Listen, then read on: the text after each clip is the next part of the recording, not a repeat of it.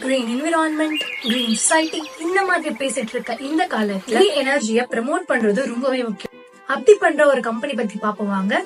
This is day 26 of learning from 100 businesses for 100 days challenge. Next Era Energy அப்படிங்கிற ஒரு company அமெரிக்கால இருக்கிற ஒரு டாப் ரினியூவபிள் எனர்ஜி கம்பெனின்னு சொல்லலாம். இவங்க கிளீன் அண்ட் கிரீன் எனர்ஜியை ப்ரமோட் பண்றதுல டாப் லீடிங் ரோல்ல இருக்காங்க. அவங்களோட ஸ்ட்ராட்டஜியை கிளியரா 3 வேஸ்ல பிரிச்சிருக்காங்க. நம்பர் 1, சஸ்டைனபிளான investment. Solar panels and wind turbines இன்ஸ்டாலேஷனுக்கு அதிகமா ஸ்பெண்ட் பண்றாங்க.